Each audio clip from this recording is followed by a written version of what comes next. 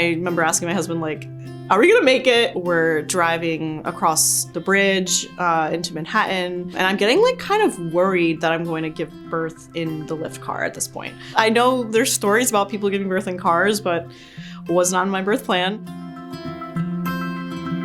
With my first labor and delivery, I actually ended up pushing for a total of 3.5 hours. Going into the second pregnancy, my doctor, my OB, kept saying, I think you're gonna have a fast second labor. You need to get to the hospital early. What ended up happening is I went into labor naturally on my due date. That time I woke up at around like 6 in the morning and I felt like tightness and pressure like in my stomach. I started timing them and I noticed that there was a pattern. They were coming together like stronger and closer together. I was like, I think we need to go to the hospital. We decided to wake up my daughter. Okay, like, you know, it's time for mommy to have the baby. I was reading her a book while I was having contractions.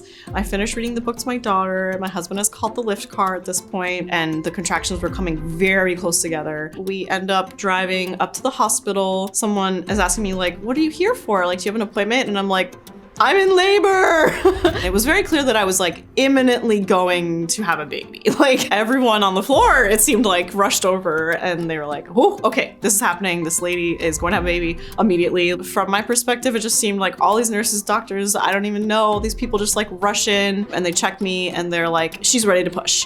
And I was like, oh my God. And you know, I felt a lot of fear and anxiety. And I was like asking the nurses, I was like, am I gonna be okay? And they're like, you're gonna be just fine, like, don't worry. So it's just happening so fast, like I couldn't even mentally process that I was like reading a book to my older daughter and I was about to push out my other child. So they said, okay, like it's time to push your baby out. And one push and she was out. I was in shock and I was still screaming.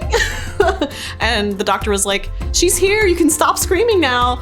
And I was like, oh, okay. And I just turned to my husband and was like, what just happened? I just gave birth? Our baby is here already?